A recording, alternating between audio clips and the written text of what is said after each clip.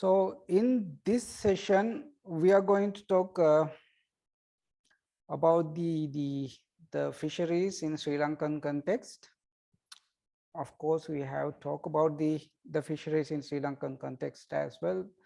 But here, what we are going to discuss about the how fisheries was developed uh, historically. I mean, very briefly, we have already discussed these things, and then what are the issues in the fisheries sector, then how what is the institutional involvement, and the legislation as well as the management initiatives.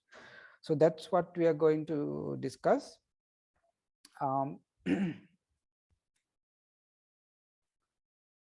Okay, I think in the very beginning we have already discussed about the history of the fisheries in Sri Lanka as well. So if you still remember, we have long history in the fisheries, and even some of the advanced form of fisheries, something like a pearl fisheries, has been very popular in Sri Lanka, as you can see in these images. In 1900 to 1930s, the pearl fisheries has been one of the very lucrative businesses, especially during the British regime or the British era. But which means that there have been a lot of technology. You can see here that even the white people looks like there. There have been some divers who been doing the pearl fisheries there. They might have had a pump here in the deck, and with these tubes they could go into the bottom. I mean, it's not the typical dive gear, but they use these tubes to breathe, to go inside there, and then to bring this pearl oysters. But how come we don't have that pearl fisheries, this kind of very advanced form of fisheries we don't have now? Because we have taken everything out, and there is no any pearl fisheries anymore in Sri Lanka, right? Some of the areas still refers to, very popular for the pearl fisheries, but there is no any pearl fisheries in this area, especially from Uttaram to Mana area. It's been very popular for pearl fisheries. There is name even Muthupantiya. This area has been very popular, right?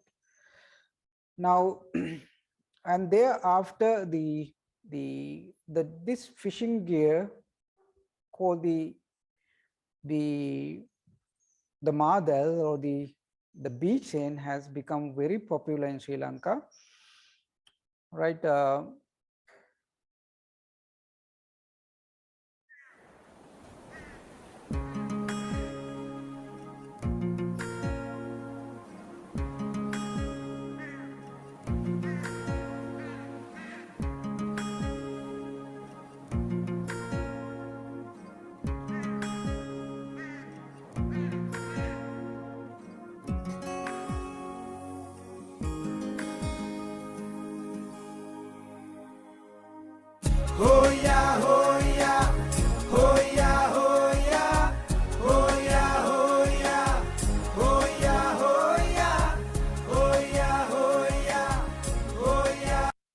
Okay,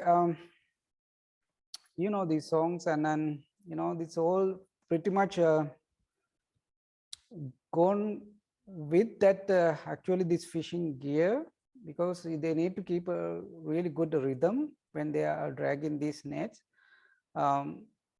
This fishing gear, it's being very attractive sometimes even for the fisher, even for the tourists.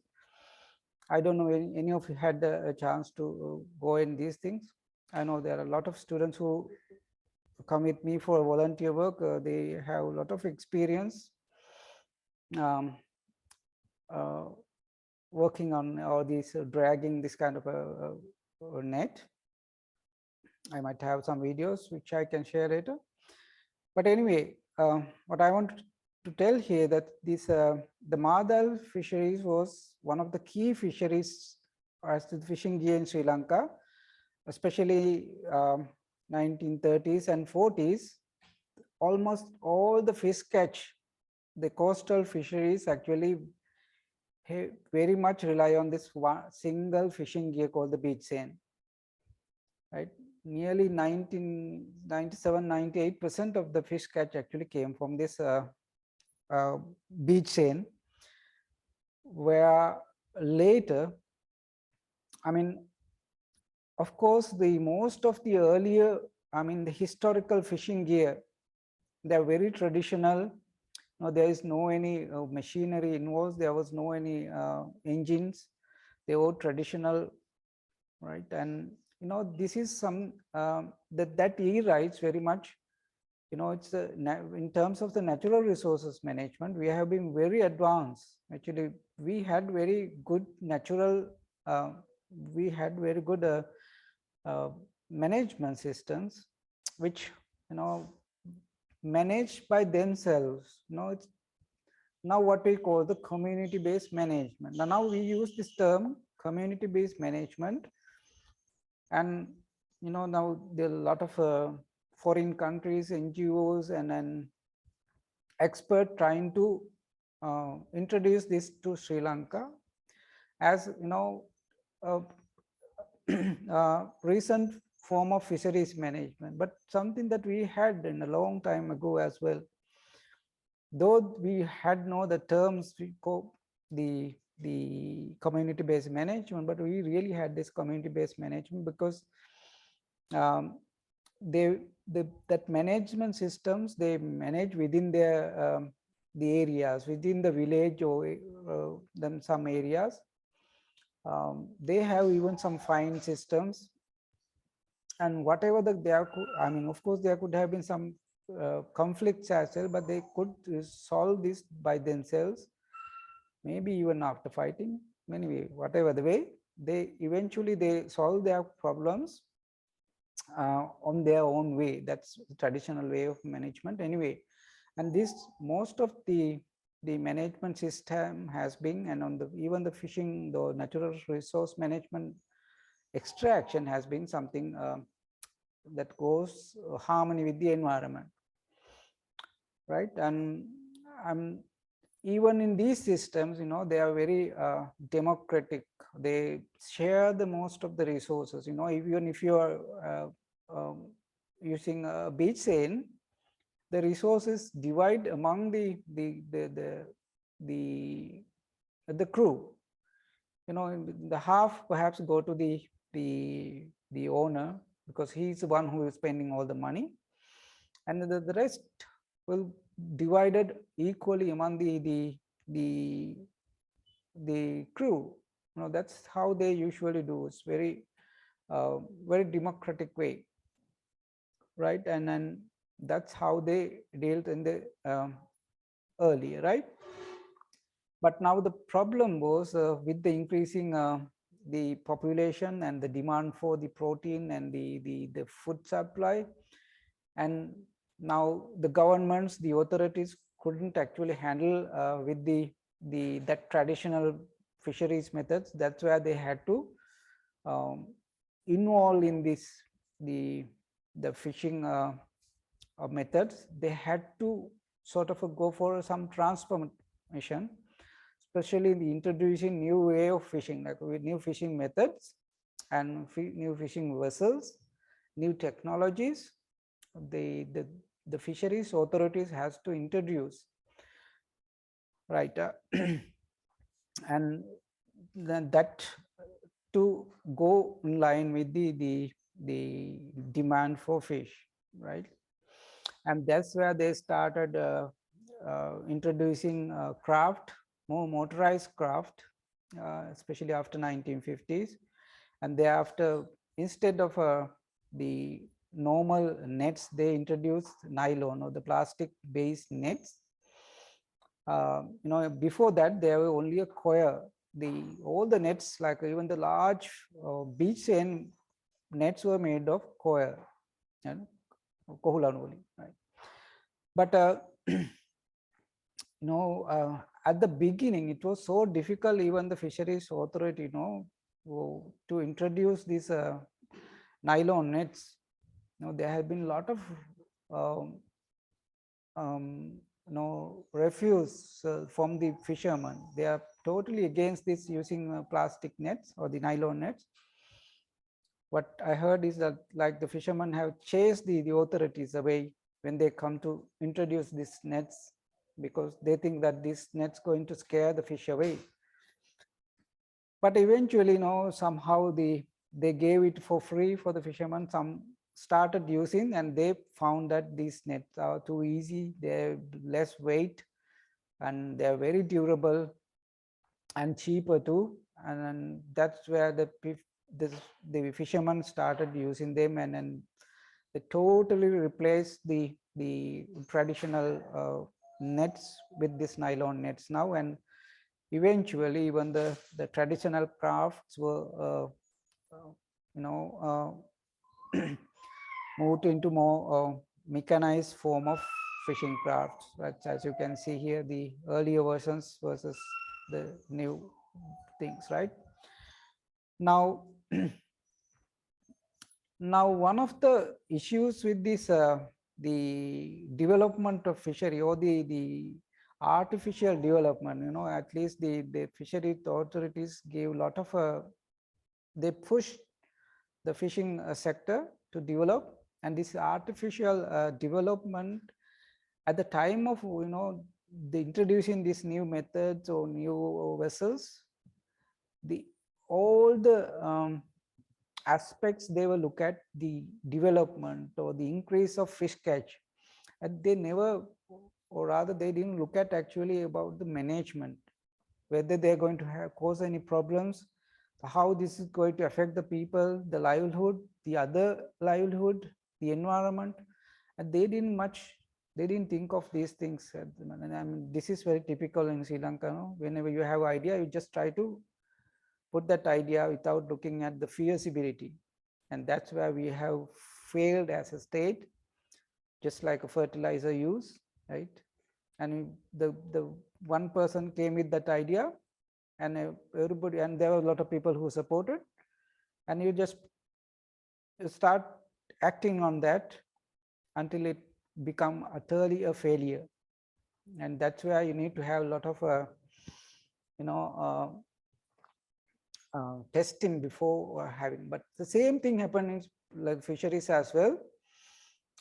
We never thought of any management at the time. Everything was development.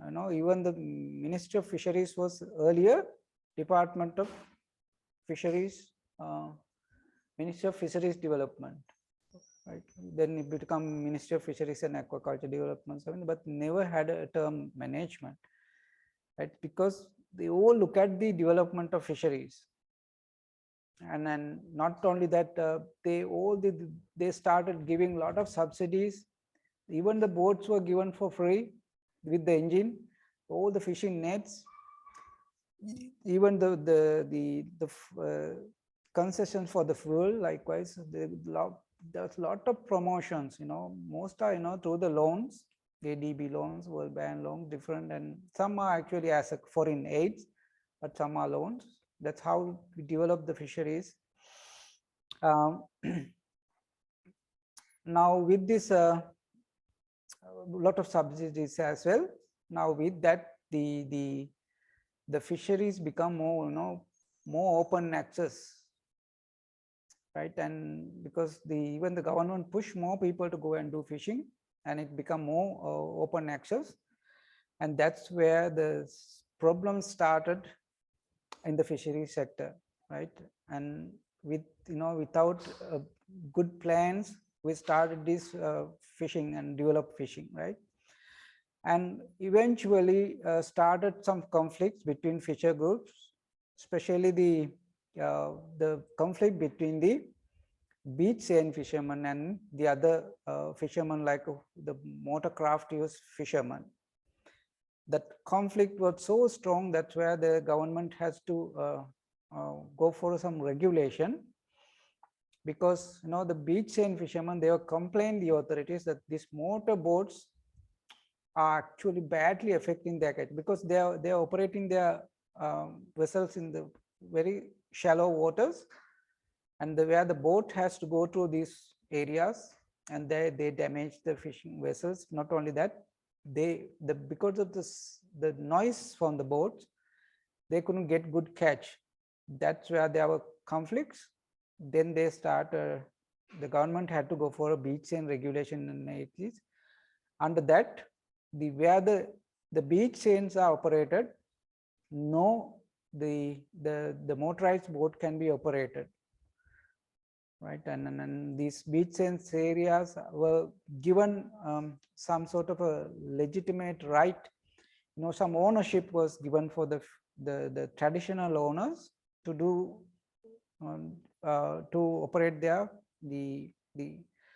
beach chain vessels, right? Likewise, there had been a lot of regulation, and thereafter there had been another regulations for the purse seines, because the government introduced the purse seine, and it was highly efficient fishing gears, start catching a large amount of fish. Now there was a conflict again with the small boat operators and these purse seine operators, because they complain that purse seines are operated in the same area where the small boats are operated, and they are not getting enough catch, because the large vessels, they are catching large amount of fish where they don't have enough catch, and that's where the purse seine regulation, they stop using purse seine in the coastal zone, in the shallow areas. So they had to move to the deep areas to operate the purse seine. Likewise, now this is what I'm training in Sri Lanka. Always we are trying to be more reactive than proactive. I think I mentioned last time also. We let something go wrong and we try to correct it. We never take steps before something goes wrong. And that's the we don't play a proactive role, rather we are always reactive, right? We have to wait till the economy goes to zero to take some decisions, right? Okay, so that's more than enough. So we just look at very briefly the major issues with our fisheries. So as I mentioned, we had very good management system, a traditional management system without much issues. I mean, there had been issues, but they solved themselves. But with the introduction of otherwise, when we are trying to revolutionize the fishing industry, then there had been a lot of conflicts, and that's where we had to look at, right? So major issues here are the excessive fishing effort, because we encourage a lot of fishermen to go or to use a lot of fishing vessels, even they gave it for free, and that excessive fishing effort led to overfishing, or individual fishermen getting less and less catch, and a lot of fishermen start to complain that they are not getting enough catch. I mean, this is typical, for the same resources now competing a lot of people with even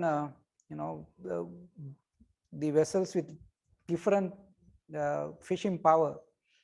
The larger vessels with the high fishing power, they're getting larger catch, whereas the small vessels with little fishing power, they are getting less catch. And eventually the larger vessels, which means the rich people, rich fishermen, or the boat owners getting a lot of income, whereas the subsistence fishermen getting less and less catch. So that's where a lot of conflicts started, right? So the excessive effort, the overfishing, the degradation of coastal habitats, the coastal pollution, oil pollution, likewise, they start many issues in the fisheries sector. And also together there had been other lot of issues. For example, and we did all this fishing without any knowledge or without any understanding how many fish are there in the sea. how much we can safely take from the ocean, how many boats we should operate, how many fishermen we should engage in, and which areas has more fish and which areas has less. Likewise, we don't have any information. Even today, we don't know actually how many fish there are, right? We are just taking, blindly taking all the fish out. We don't know when they are going to be, the ocean will be empty. No one knows, right? So, we can't imagine how we are doing, It's good that Sri Lanka is in this situation even.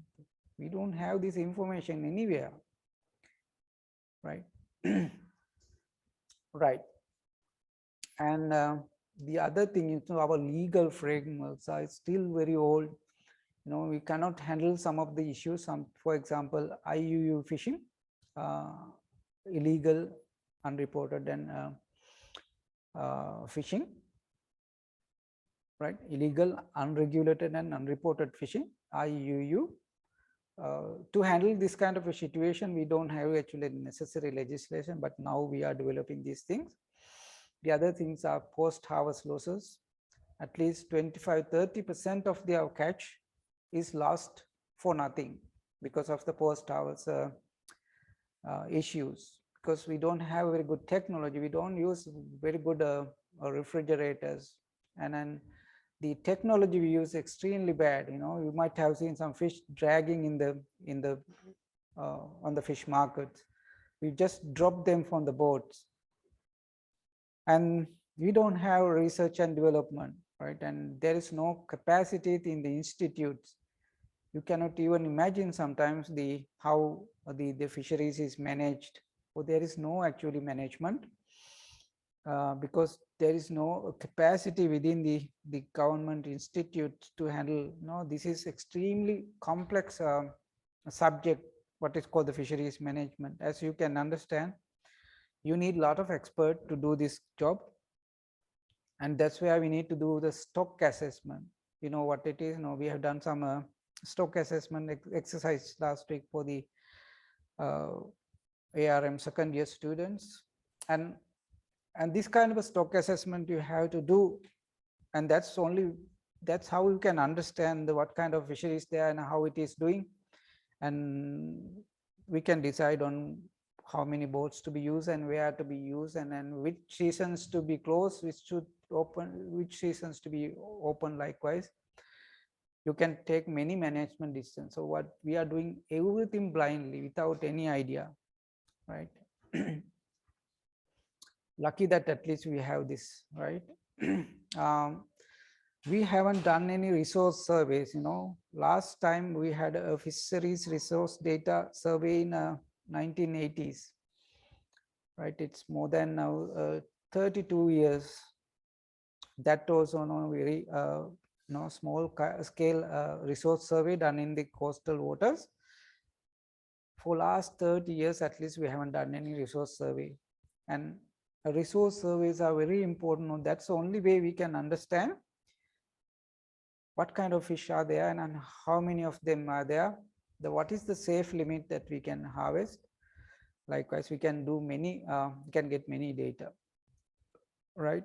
And that's where the fisheries, we need a lot of people to train in the fisheries sector if you are to manage the fishery sector, and because the people need to have a lot of scientific background if you are to manage. And the other things like the socio-political pressure, the political power is above everything. That is the superpower, not the legislation, right? If they take some bad decision, they follow the bad decisions, and then eventually the decision after decision, they all failures, but still nothing happened. Even the worst case scenario, still they can, still this political power is still there. So these everything eventually has caused a lot of problems. Not only the fisheries, the whole country now experiencing the consequences of these things, right? And the others are the community responsibility. towards the sustainable resource management. Now, community, in particularly the fishermen themselves, they are the immediate beneficiaries of fisheries. If something goes wrong for the fisheries sector, they are the one who will be immediately affected, but they don't really, responsibly work or responsibly do their fishing. Right? You can how much damage they are doing for the fisheries. They catch the smallest specific fish possible. They use all kind of illegal fishing gear as well, and they just throw whatever they left back to the sea. Right? Even the unused fishing gear you might have, they just throwing out outside of the boat, and even the plastics and everything just throw. There's no any responsibility. And together with the lack of monitoring and control surveillance, right? And so anywhere we don't have the monitoring and control surveillance. Now fishery authorities, they're not really monitoring what is happening in the fishery sector, right? They do sometimes, but mostly they are uncontrolled. That's why they're taking a lot of illegal stuff. They're taking to the fish landing site, right? So that all these things causing a lot of damages to the fishery sector, right? Now the other issues like no contribution to the economy, that you already know these things. The usually the contribution from the fisheries to the GDP is somewhere about 1.5 or even less than that. And from if you look at the export trade, actually the contribution is not that much, but we spend even more to import fish, especially the canned fish and even the smaller fresh fish and the Maldive fish likewise. So we have to spend a lot of money on that. Low per capita fish supply, so we island nation, we have a large fishing area, at least large ocean area, but we still cannot even fulfill our national demand, right? Even the greater proportion of fish catch, still we have to import. Even the small fish now import from China, Thailand, Pakistan, almost the dry fish requirement, and almost or most of the canned fish requirements still we have to import. And on the other hand, the fishermen have very high risk of, because they don't have a stable income, and their job security is really a question, because there are seasonal variation. There is one season they can fish, the other season they cannot do, and all these are affecting they are very insecure in terms of the livelihood. They are very unsecure, right? And there is no any protection for the resource, and there's a lot of pollution, right? Then there is no enough infrastructure. We don't have marinas, what you call the fish boat land inside. You have to pull, or you have to push your boats to the beach manually. You need a lot of people to do these jobs, right? But if you are going to foreign countries, they use the winch or some machinery. You don't need people. You can just one machine is enough, right? And that's where I need the infrastructure. The others are the administrative, the bureaucratic administrative services in Sri Lanka. They're not doing any much good for the industry, right? And the fishers' participation in the management is extremely bad. Well, one thing is, they're not well educated, so if they participate in the fishery management, it's going to be a whole mess. But of course, there are some fishermen who actually have knowledgeable on the fisheries as well, but not all, though. Some are not even educated, so it's very difficult to get them involved in the management. But in the developed nation, these community managements are really working really well, because they have very educated fishermen. They know what they are doing, and they know what should be done, and they know very much, many things about the fisheries than even the biological things, because they learn many things, right? So that's where they're doing much better. But even with all these, even no country in the world doing really good in the fisheries management. The only thing they are doing better than us, but it doesn't mean that they are doing really good, right? Okay.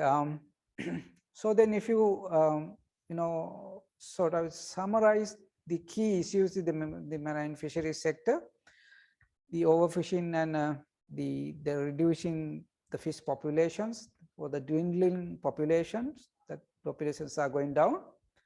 Then the post-harvest losses, bycatch, IUU fishing, that's illegal, unregulated and unreported fishing. Then illegal fishing, research and development inadequacies. Then the community responsibility, less community responsibility. Then the non-availability of data, especially about the resource data, the lack of stakeholder participation, and the poor infrastructure. I can show you some of the videos even. If you look at a fish landing site in a developed nation, how clean they are, and how well equipped they are. Most of the things are operated very hygienically with using many machineries. But look at our fish landing site; it's very different. But though, and look at our post-harvest technology, right? Look at this. How this fish is highly perishable entity. They can get rotten quite easy, but you are just putting them in the fish land inside. It is extremely dirty. You just put it somewhere on a corner, or just right in the middle of the. I mean, if you have been to a fish landing center, you will see this thing, right? You see the quality of these fish. How we can earn a foreign exchange from these fish? No, you can't. This is not even suitable for consumption. And look at this bottom photograph. This is the used eyes, but some fishermen or some vendors, they're collecting them. They reuse. The recycling is good, but no, not this contaminated eyes. There's already very much they spoiled by the bacteria, but reuse these things. And look at this, the highly perishable fish are sold, or they are processed just on the road. This all from the Nigambu fish landing site. And this bycatch, you can see, as I mentioned before, especially from the beach chains, the bycatch, just throw them in the beaches, and very unnecessarily just throw them away. And other, for example, like this sharks, using sharks for the shark fishery. Sri Lanka is very notorious in terms of shark fisheries. One of the top countries in the world doing shark fisheries. Now, even the highly endangered sharks, like the whale shark, the treasure shark, and a white tip shark, they are actually protected under CITES. We are a party to the CITES convention as well. So we are we have a responsibility to obey these CITES, but we are catching them. Most of the sharks are caught for the shark fins. Here, this is from Nigambu again. They take the shark fin out, they dry them, or make them powder form, even the dry form, they're just exporting to foreign countries, because it's very expensive. they use for the manufacturing, or sorry, the producing soup. Now shark fin soup is very famous or very expensive delicacy in some of the Chinese or related countries like in the Malaysia, Singapore, China. It's very expensive. Only the rich people perhaps can afford. But we are sending this the dry shark fin for the export trade. Right? Now we are in the we are good in many things. No,